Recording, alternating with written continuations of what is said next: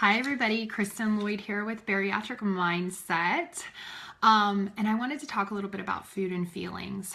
I ended up seeing that movie today, Trolls, which is for kids. My son is 4, and it was pretty interesting. Excuse the noise, we're getting a new water heater put in, which is why probably don't look fabulous today, but working on it.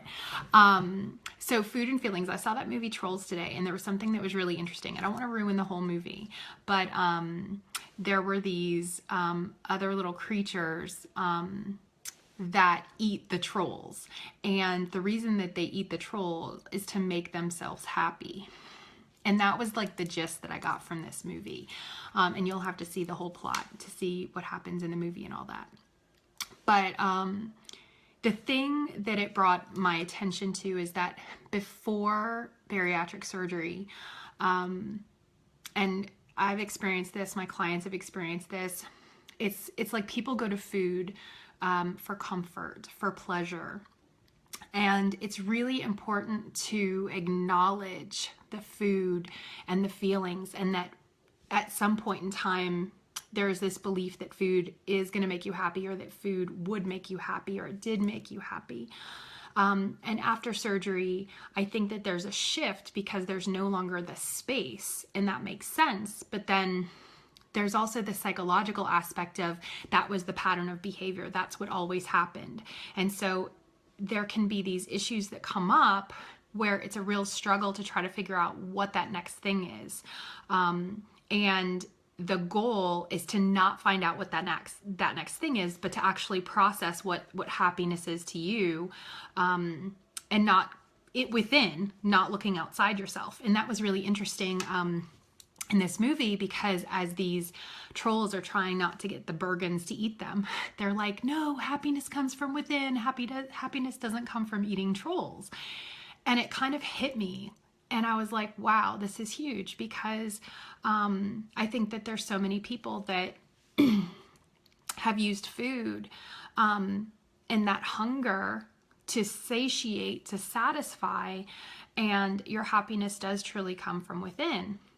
And it's a process of figuring out how to access that happiness from within and to do other things that make you happy, but clearly not replacement behaviors. And there are a lot of people who utilize what we call replacement behaviors, or unhealthy behaviors, to replace the food.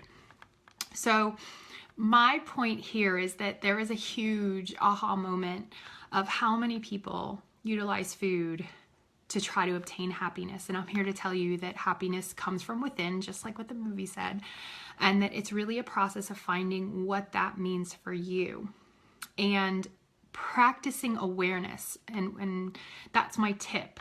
Practicing awareness for when you're experiencing head hunger or an emotional hunger versus actual physical hunger, because that's something that the bariatric, myself, you included, have to practice in order to really change the behavior.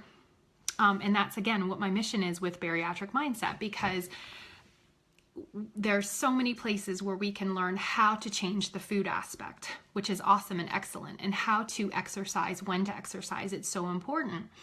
But the mindset piece of really practicing the awareness when you're super uncomfortable and you're so used to going to something and sticking it in your mouth, practicing the awareness of, oh wow, what is this feeling about?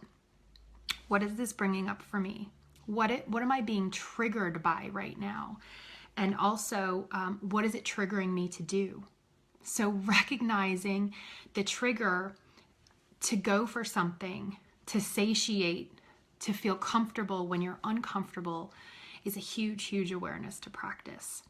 So again, hunger is something that can come from your head or your emotions, and it's important to practice the awareness that you're eating for physical hunger and not for mental and emotional hunger.